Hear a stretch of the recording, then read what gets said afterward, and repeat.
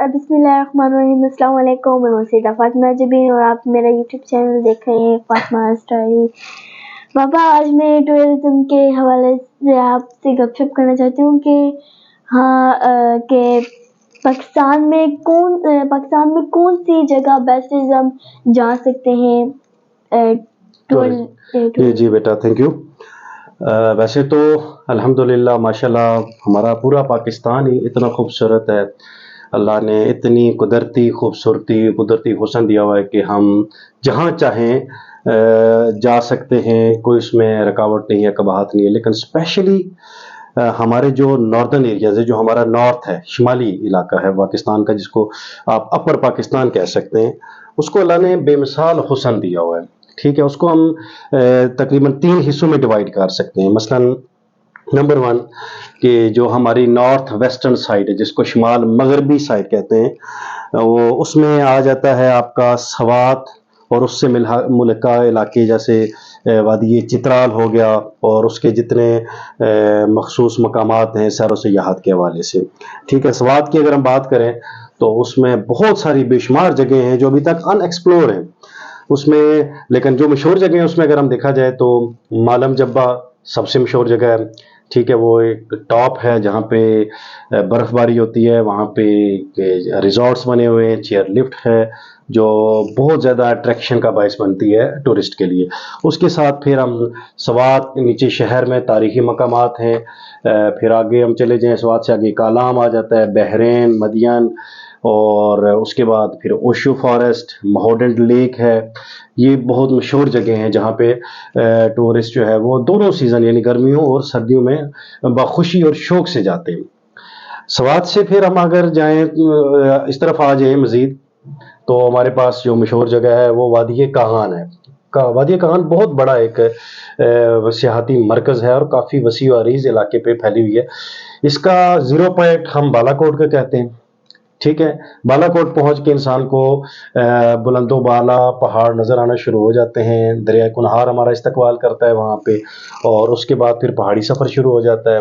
बालाकोट से आगे हमारे पास बहुत सारी जगह हैं, जिसमें नज़दीक तरीन और सबसे खूबसूरत जगह है वो शुगरान टॉप है, और शुगरान के अलावा फिर उससे मज़ीद अगर ऊपर जाएँ तो सरी और पाए, और देन फिर मकड़ा पीक। शुगरान के बाद फिर हमारे पास आगे वादी कागान का मेन जो एरिया है, मेन सिटी है वादी कागान, और उससे आगे फिर नारान से अगर हम आगे जाएं तो फिर बहुत सारे उसमें मकामात आ जाते हैं, जिसमें बटाकुंडी इस वक्त सर फहरिस्त है, जिसको बटाकुंडी को तो बल्कि लिटिल पेरिस भी कहा जाता है, वो इतनी खूबसूरत जगह है। उसके आगे फिर बाबूसर टॉप है, उससे पहले लुलूसर झील आती है। और बाबूसर के बारे में ये है कि ये तकरीबन 4 से 5 महीने खुलता है और उसके बाद फिर बर्फबारी की वजह से ये बंद हो जाता है। ठीक है, बाबूसर से आगे अगर हम अपना सफ़र कंटिन्यू रखें तो हम चलास शहर में पहुंच जाते हैं तकरीबन 1 घंटे की ड्राइव पे, और चलास से फिर आगे गिलगित की तरफ अगर जाना चाहें तो हम जगलोट से सीधा आगे गिलगित चले जाते हैं। गिलगित से आगे हुंजा और फिर चाइना बॉर्डर, और अगर जगलोट से हम थोड़ा सा राइट टर्न ले लें तो वो फिर रास्ता आगे स्कर्दो की तरफ चला जाता है। तीसरी जो हमारे पास हमारे शिमाल में जो खूबसूरत तरीन जगह है सैर व सियाहत के लिए वो है आज़ाद कश्मीर, जिसको जन्नत अर्जी भी कहा जाता है। आज़ाद कश्मीर में मेन जो 2 जगह हैं टूरिज्म के हवाले से, एक है वादी जेहलम। वादी जेहलम तकरीबन मुजफ्फराबाद से तकरीबन 70 किलोमीटर के लगभग है, और वो चकोटी के मकाम पर फिर वहाँ पे लाइन ऑफ कंट्रोल आ जाती है। वहाँ पे वहाँ तक हम जा सकते हैं, दरिया के साथ साथ सारी ट्रैवलिंग है। और दूसरी जो मशहूर वादी है जो जहाँ पे टूरिज़म बहुत ज़्यादा है वो है वादी नीलम। ठीक है, वादी नीलम में बेशुमार पॉइंट्स हैं, लेकिन अगर थोड़े थोड़े मैं अगर आपको बताऊं जहाँ पे सैर व सियाहत के लिए बहुत आसानी से पहुँचा जा सकता है, तो उसमें जलियाना क्रॉसिंग है। ठीक है, उसके बाद कुंडल शाही, 8 मकाम, अपर नीलम, केरल सेक्टर, शारदा, ताओबत, केल, अड़न केल, ये मशहूर जगह हैं। वादी नीलम में 2 झीलें भी मिलती हैं। جو ٹوٹل آف روڈ ہے، یعنی کہ ہمیں مین روڈ سے ہٹ کے تو کافی جیپ کا ٹریک ہے جو کافی 3 سے 4 گھنٹے کا. ایک ہے چٹا کٹھا لیک، بہت خوبصورت، بہت پیاری جھیل ہے، اور دوسری ہے رتے گلی جھیل. ٹھیک ہے، تو یہ مشہور جگہ ہیں جہاں پہ آلریڈی بہت زیادہ ٹورزم ہے، بہت زیادہ ٹورسٹ آتے ہیں، اور بہت آسانی سے جہاں پہ پہنچا جا سکتا ہے. بابا مجھے یاد آیا کہ ہم 2 سال پہلے ہم وادی نیلم گئے تھے. جی ایگزیکٹلی. اور آپ نے مجھے بتایا تھا کہ یہ سامنے مقبوضہ کشمیر ہے. جی ہاں. اور ایک اور جگہ بھی آپ مجھے لے کر گئے تھے، آپ نے بتایا تھا کہ LOC کے بارے میں آپ نے مجھے بہت کچھ بتایا تھا. اور آپ نے بتایا تھا کہ یہاں پر یہ انڈیا کی پوسٹ ہے، یہاں پر پاکستان کی پوسٹ ہے. اس کے حوالے سے آپ مجھے تھوڑی اور معلومات. بیٹا ایک جو LOC ہے ہمارا مین جو ہے وہ ہے چکوٹھی. چکوٹھی جو ہے نا مظفر آباد سے، آپ کو جیسے میں نے بتایا تقریباً 68 کلومیٹر 70 کلومیٹر کے لگ بھگ ہے مظفر آباد سے. ٹھیک ہے، یہ دریا جہلم کے ساتھ ساتھ یہ ساری روڈ ہے. چکوٹھی جو ہے وہ یعنی برستہ روڈ جو ہے نا، ہم مقبوضہ کشمیر کے ساتھ کنیکٹڈ بھی ہے. یعنی چکوٹھی کے مقام پر ایک سائڈ پہ پاکستان کی پوسٹیں ہیں، ایک سائڈ پہ انڈیا کی پوسٹیں ہیں، درمیان میں ایک نالا ہے جس کے اوپر برج بنا ہوا ہے، اور وہاں پہ امیگریشن ہوتی ہے.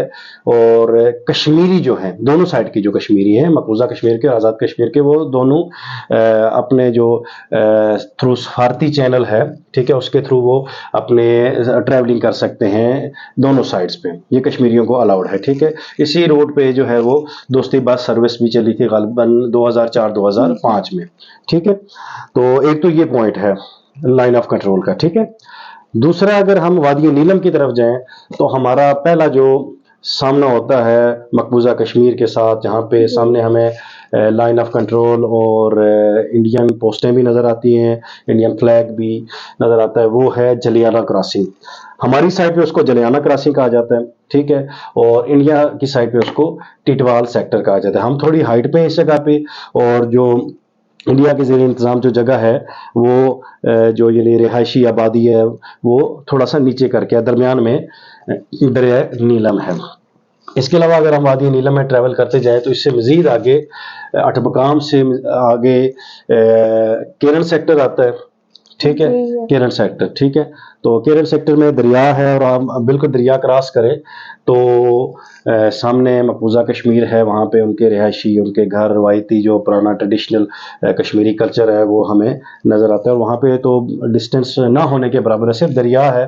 اور سردیوں میں جب دریا میں پانی کم ہو جاتا ہے تو اب یہ روایت شاید ختم ہو گیا، ورنہ پہلے دونوں سائڈ کے لوگ مزید دریا کے قریب کنارے پہ آ کے تو ایک دوسرے سے اشاروں میں باتیں بھی کیا کرتے تھے، بلکہ خطوط کا تبادلہ ہوتا تھا، پتھروں میں خطوط باندھ کے وہ ایک دوسرے کی طرف پھینکا کرتے تھے اور ایک دوسرے کی خیریت پوچھا کرتے تھے. یہ 2 پوائنٹ جو ہیں مین ہیں. اس کے علاوہ ایک اور پوائنٹ بھی میں آپ کی معلومات میں اضافہ کرتا چلوں کہ ہم اگر اولا کوٹ والی سائڈ سے حجیرہ شہر ہے آزاد کشمیر کا، حجیرہ جائیں، اور حجیرہ سے پھر مزید آگے شاید 1 گھنٹے کی ڈرائیو پہ تیتری نوٹ بارڈر ہے، اس جگہ کا نام ہے تیتری نوٹ.